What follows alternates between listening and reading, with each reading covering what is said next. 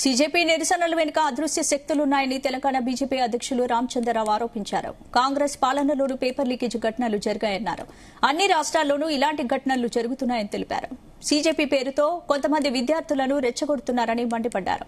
Neat paper leak వ్యవహారంపై fast track court ఏర్పాటు చేస్తున్నారని తెలిపారు రామచంద్రరావు.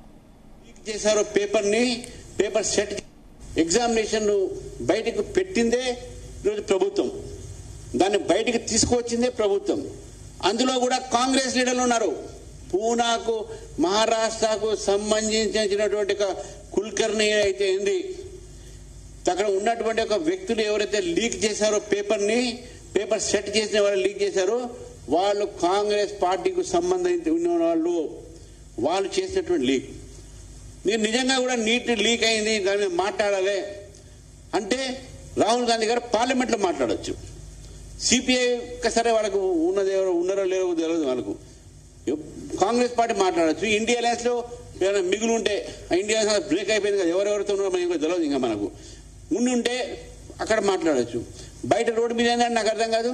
ఈరోజు సిబిఐకి ఒప్పచెప్పి అరెస్ట్ చేస్తే ఈరోజు రాహుల్ గాంధీ గారు ఈ కాక్రోచ్ జనతా పార్టీ ఇటువంటి పార్టీలు ముందుకు వచ్చి మాట్లాడుతూ ఉన్నారు. ఈరోజు నిన్ను ఒకటే మాట చెప్తా ఉన్నాను, పేపర్ లీక్ ఏదైతుందో ఇది నారేటివ్ గా డెవలప్ చేసి ఈరోజు దేశాన్ని ఈరోజు నరేంద్ర మోదీ గారు ఫస్ట్ టైం ట్వీట్ చేశారు. ఇది కేవలం పేపర్ లీకేజ్ ఎడ్యుకేషన్ సిస్టమ్ మీద మాట్లాడుతున్నారంటే ఓకే, మేము కూడా దాని మీద ఫస్ట్ టైం విద్యార్థులతో మాట్లాడటానికి ప్రభుత్వం ముందుకు వచ్చింది.